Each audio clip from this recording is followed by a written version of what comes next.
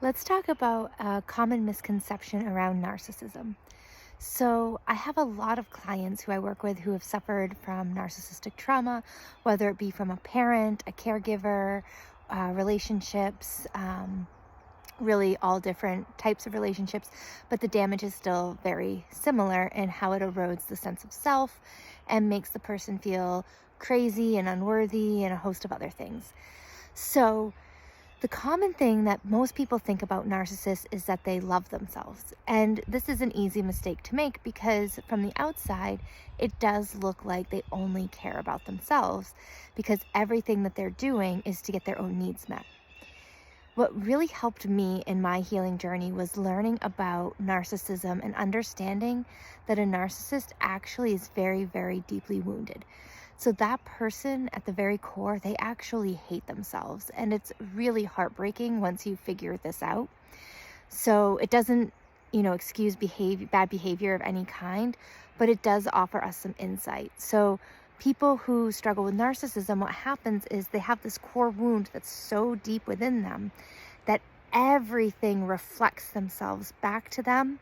And if they start to see it, they can't bear it because it's too painful. So they immediately turn it around and project it back out to the person they're dealing with.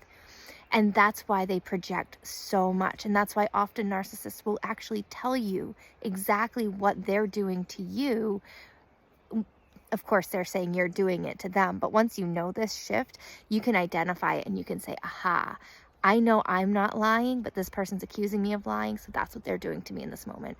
And I have found that it's a very accurate way of experiencing a relationship with a narcissist. So I like to keep that in mind if I have to deal with somebody who is struggling with narcissism. For me on my healing journey, this was the fundamental piece for me to be able to move forward because it allowed me to understand that the narcissist's bad behavior, although not acceptable, was not my fault and that they were actually operating from a very wounded, sad, hurt place. And so I don't have to accept that behavior, but I can also feel some compassion for the person that they are behaving this way because they're actually hurting inside. And like I said, that does not in any way condone bad behavior, but it does offer us a place to land where we can say, okay, I don't have to accept this behavior and I'm going to remove myself from this relationship or this situation. But I don't have to hate this person. I don't have to waste my time and energy on these very negative feelings or thoughts that are going to suck me down into a low vibration and an unhappy place. I can move forward. I can see it has nothing to do with me. This is something that they're struggling with. I can truly wish them well, and I can take care of myself and move on.